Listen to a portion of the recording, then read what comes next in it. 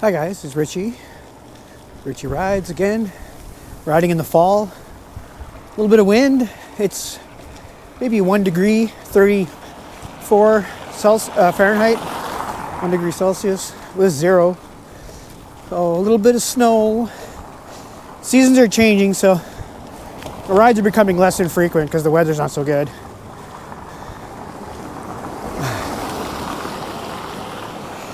But I wanted to go out today, one last time,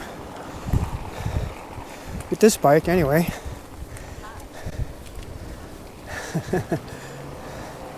So I was going to do a little loop around some of my favorite trails. There's a loop in Sudbury. I'm starting off from Donovan area there,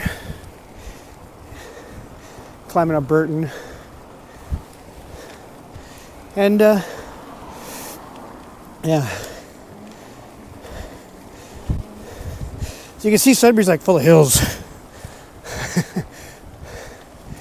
So, and the roads are rough. And I like this. I see this as a challenge, climb this fast. Not fast, but yeah, as fast as I can. And get a good workout out of it.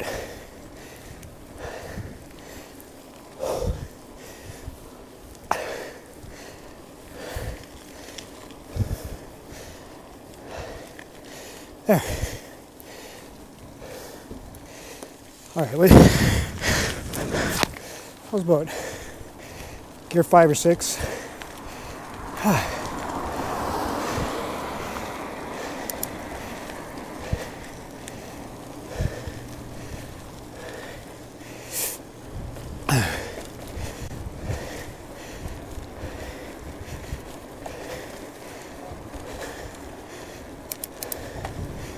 All right.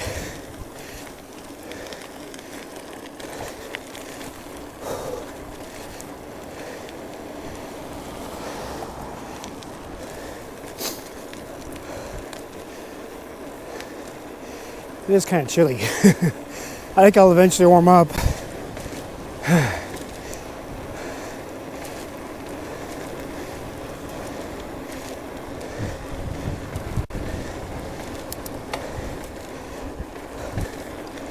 All right.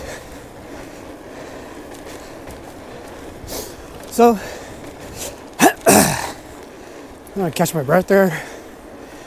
I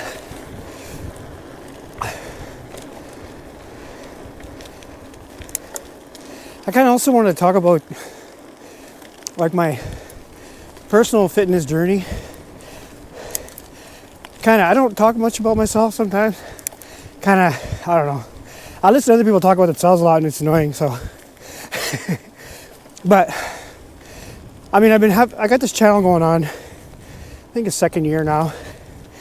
And I started it right at the time when I got an e-bike. And I did that because I was turning into a big fat slob. And I was coming off a knee injury from skiing and then COVID. So it was about a good 6 years there of not much going on. I had my job, but even that wasn't nearly as intensive as it used to be. I had my own sound company, and in a smaller town, like in Timmins, I did a bunch of shows up there, and I would set up and tear down a PA, which kind of kept me in shape, I guess. But anyway, just some of the background. But getting back into it, it was nice because with the skiing, here, I'll go this way, which is another sport I've always done. and that came in spouts as well. Obviously when I was a teenager, I became an instructor at 16. I was racing 18 and then did some coaching and that. And then when I went out west, I didn't really do that much skiing anymore. Just, I concentrated on my music stuff. And then, let's see. Then when I came back to Timmins, home where I grew up, or where my parents are, with my children, and X. I got back into skiing, and again became an instructor and did a lot of the school programs, teaching kids how to do it. And one of the things we did is we would train before the ski season, because it is a lot of it's quite a workout. Especially with the teaching, because you're going up and down the hills, you're chasing kids, and so you have to be sort of fit. If you're not, it's kind of hard. You're struggling just to get through the day. So we'd always train, and I'd always bounce back pretty fast. And so I kind of harkened to those days, getting back into it. So about a year after getting into the mountain bike, getting into the e-bike, I thought I would lose some weight. Lost a little bit, not very much, maybe 5-10 pounds. And then my friend who works at the bar, he's a bodybuilder, and he goes, "Well, let's come and lift some weights there. Do something about that belly." And yeah, okay. And I've been going ever since. So one of the nice things is, the reason why I get this big background is because what that allowed me to bounce back pretty fast. Faster than I expected. So within a year, it's been a little over a year, I'm able to hit a lot of milestones with weightlifting, like bench pressing my own weight, squatting 1.5 times my weight, deadlifting twice my weight, and that's like for reps. And I don't even try. That's another thing with my bodybuilder friend. We don't lift heavy. I was lifting heavy, and this is something, it's a subject, the how to train. Like I was using progressive overload at first, and I was responding really well to that. Like progressive overload is like add more weight or reps weekly. So pretty much every time you train the muscle group, which was a push-pull I'll go this way. Well, it's push-pull legs.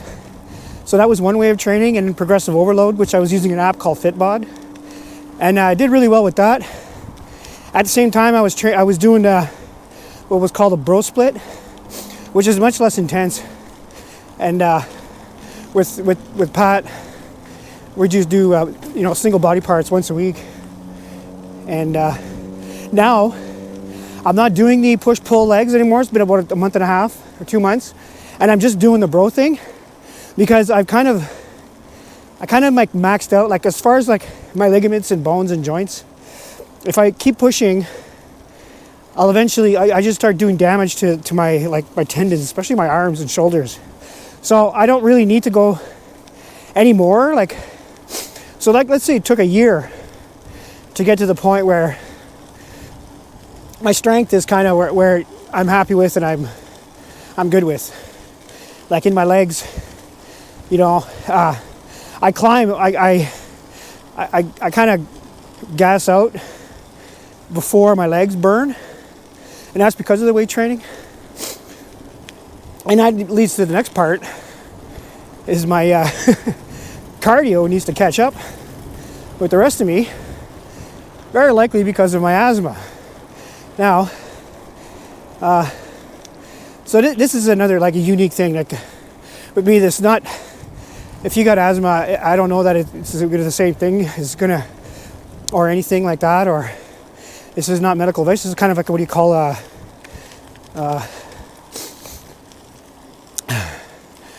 one man's account of what happened to me by changing my diet, because I also changed my diet when I started weightlifting, because that was a big part. I added creatine, taurine, and protein shakes. I do that once a day. I do the pre-workouts, and that's it. Some vitamin D pills, and that's it for the supplements. And just steak, potatoes, chicken, fish, bacon and eggs for breakfast. And again, my protein-based meals. And eliminating all the junk food, all the box, high sugar. I've been taking sugar completely out of my diet. I still have sugar in my coffee because, I got to have one thing. But, so in between, it seems like it could be one, but I think it's all three.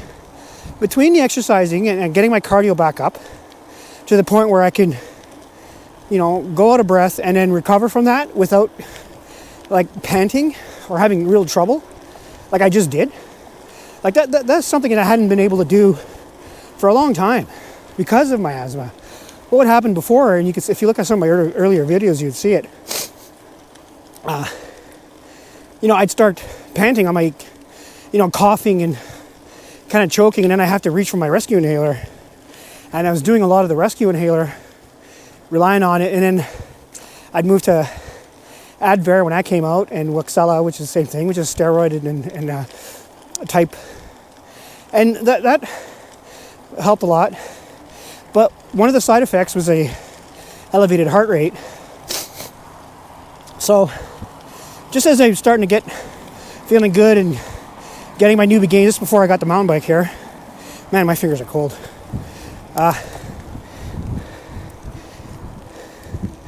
What was I talking about? Okay. So I get on an exercise bike, and my heart rate was really, really high. Like it was in the AFib danger zone, like up in the 180s, 185s, and which I shouldn't be any higher than 163 pulse. And so I went to see a cardiologist about that. They checked me out, and they took me in right away. For them, that was a serious thing. I didn't really understand it at the time because I didn't really feel bad. But they were, asking me questions related to like if I was having a heart attack or anything like that. And I was no. So I went and got checked out, and sure enough, the cardiologist gave me the all clear, and he says, he says, yeah, well, as long as you don't feel this, like a pain in the chest or not being able to recover, which, well, with asthma, yeah, but that's not the same as a congestion or afibula or whatever that is, because I don't even understand it because I've never been there. Okay, so basically what I'm saying is my heart is in good shape, even though it's fast. I liken it to a well-oiled machine. That's a little, again, this, it's more to do with genetics than anything else. I mean, most of my family does not have heart disease, so a lot of elderly, so I'm just kind of lucky that way, I suppose. So I don't have to worry about that. And which way am I going here?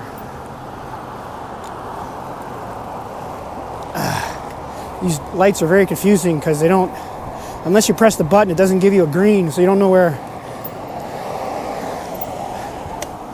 you gotta watch you cross. Right, so what I was talking about, okay, yeah, so bottom line is, it's been 2 years, it's been a big success, and I'm really happy. And I went down this journey. I've lost about 50 pounds. My heart rate is trending lower. Like even now, my resting heart rate is in the 60s. It was in the 80s. I still get, I'm sure I hit 168, 170 earlier today. And that's fine. I do that on a regular, and my body has no problem with it now that I'm able to kind of catch my breath. So this is why I think it's important for me to get out and ride, even on days like today, and keep that endurance up, because later it ends up resting lower. He's going to become more fit.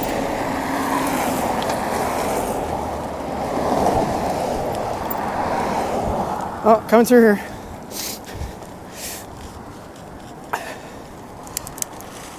And I think that's pretty damn good for 57. I really never thought it was going to happen, but I'd be in this kind of shape again. I'd be able to do, whatever I've been able to do before, including sprinting. Probably the strongest I've ever been, I'm sure. And then when I get on the hill, when I did a couple days of skiing last year, and I was feeling pretty good. I didn't go to any big resorts though. I just went to, the Adnac nearby here, which is not, it was a pretty short hill. And I'm looking forward to going skiing this year. And I'm sure I'll have it just like when I was a kid, when I was a teenager. It'll be a lot of fun. So, that's kind of my journey, I guess. Just for reference.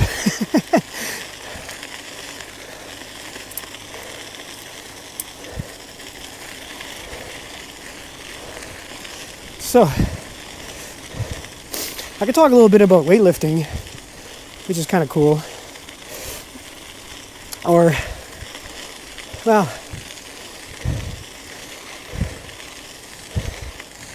not really.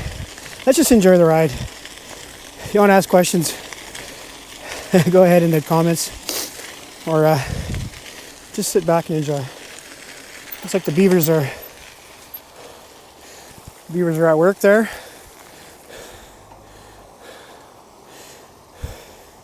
They rebuilt this. This was down, and they just leave enough to trickle so the level stays the same. Smart. All right. Richie's Beaver Channel.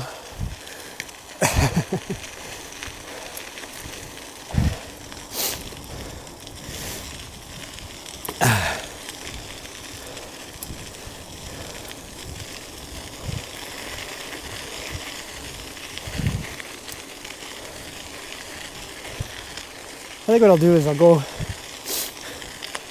over to the dam and head back. My fingers are cold. It's gonna be a short ride today.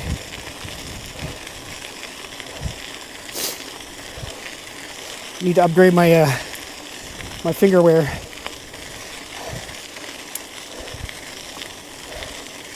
I just get these at the home hardware store. These are like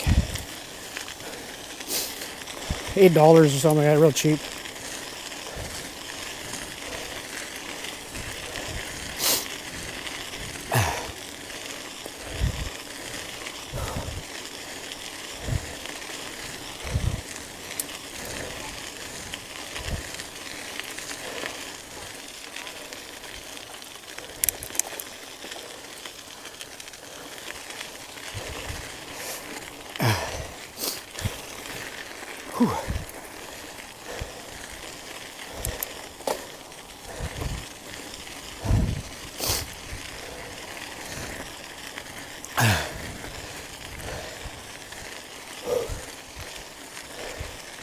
Yeet. Alright, I'll go this way. There's a trail I haven't been down before at the other end.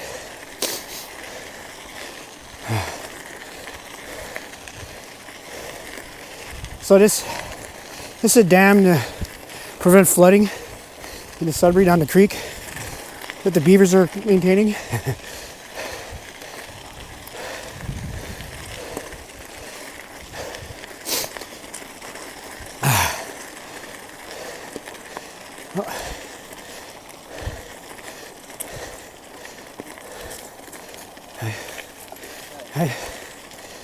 It's kind of narrow.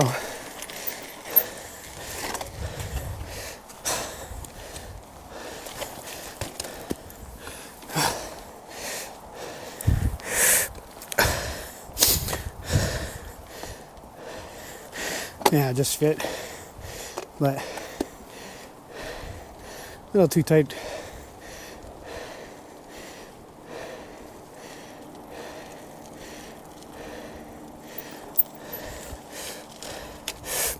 Ooh. Yeah, bad idea. That could have been a wipeout, but saved it.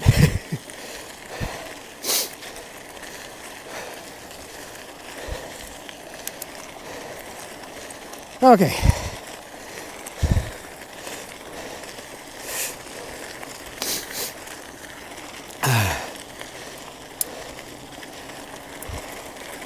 So we'll just head back this way.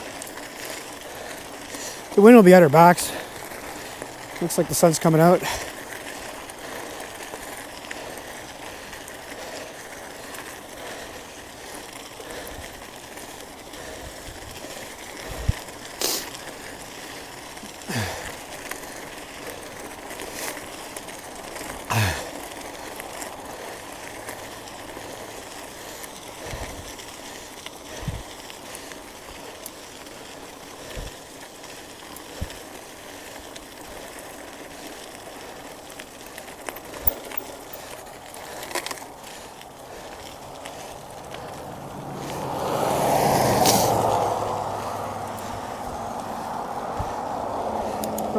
Okay. Yeah, this is gonna be a nice ride back.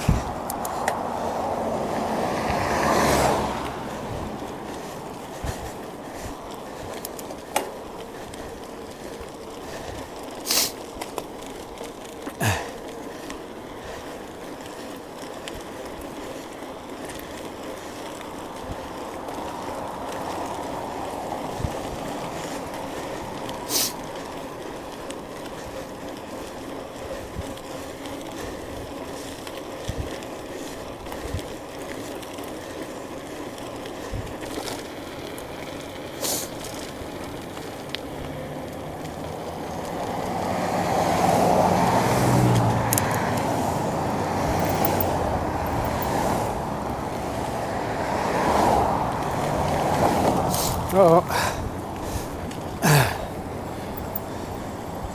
Yeah, it's kind of tough the way the lights are organized there. Can't say I like it. A lot of guesswork.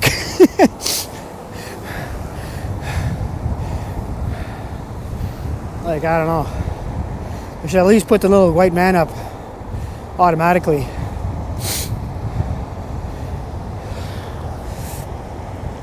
If you're watching Sudbury, make this a little bit less confusing on bikes or anything else. See, it's good to go, but it's still red. I gotta press the button. That's dumb. All right, so Civic bitching aside, this will be good. Legs are feeling nice, feeling good.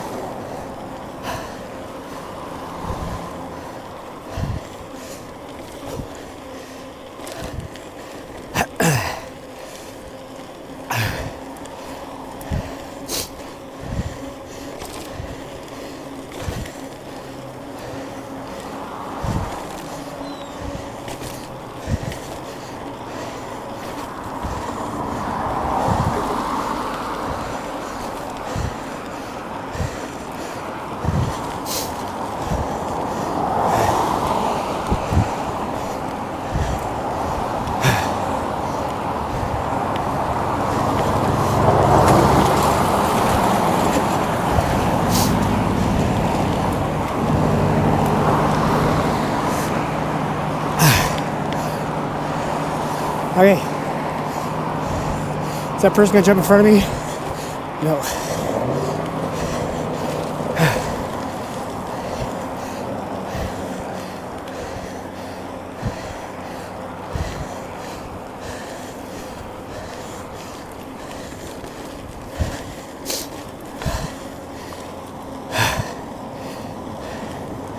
All right.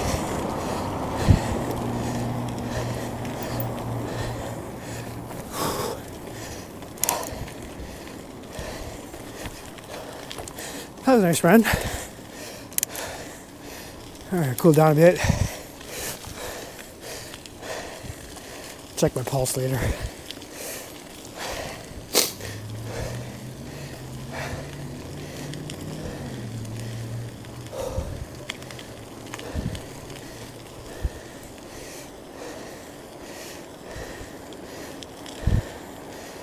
See, that I like doing. Sustained speed like that. I like that.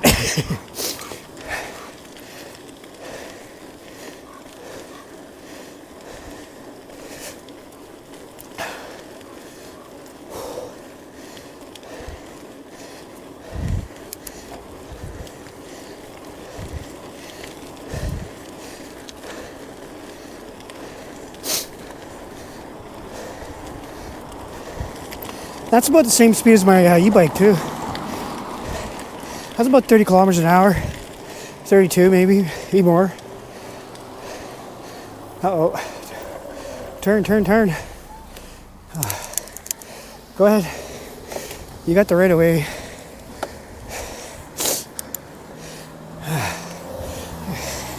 Thanks for watching though. Really the proper way of doing that for drivers is to stay behind the cyclist. If you pass and turn on your signal, you see, I'm not going to go through. I'm going to hit the brakes because I'm not going to put myself in the path of expected travel. That's how I don't get hurt. I'm more likely to get hurt in a trail, like going through narrow spaces and hitting my handlebars, or falling over. As far as hitting a car, I haven't really had any close calls. One of my videos, a guy was commenting, I'm breaking all these rules, but the point of my video I was making was, yeah, but I have to ride this way. And it's not even worth arguing. I mean, if somebody wants to criticize, that I don't follow the Traffic Act, I said, well, that's crazy. Because I'm not a motorcycle or a car, and I don't have protection. And I belong a bit more with the pedestrians than I do with the freaking cars. I'm not saying I should be blasting through sidewalks, but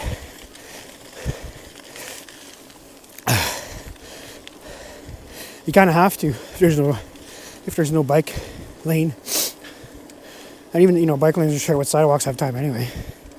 But what was the point I was making? Oh yeah, you just gotta drive or ride like you're invisible, like vehicles or logs in a river. You don't expect them to stop. Do expect them to turn into you though. And unless they're looking at you, like if you can see them looking at you, just slow down. Expect to be hit. I never take that for granted. Even when you're running along parked cars, if you see taillights on, avoid. And especially if they're on and they turn off, because next thing to happen is the door's going to open. So, these are things you got to watch out for.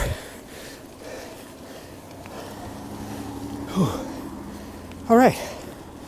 So guys, it's going to be a little over 2 years with this. Well, not quite 2 years, but is it? No. Yeah, it's 2 years into this journey, and pretty happy with the results. So, thanks for watching, and I'll see you. Well, not sure when. Snow's going to be hitting the ground and staying, so probably going to be it with this bike. But I'll likely do a run in the wintertime with my e-bike just because it's fun.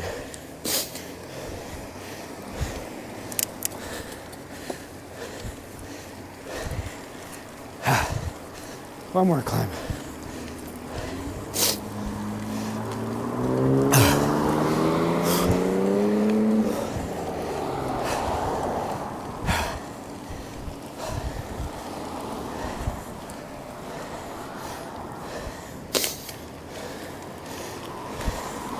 Okay, I'll pull off here and bid you farewell. Till next time.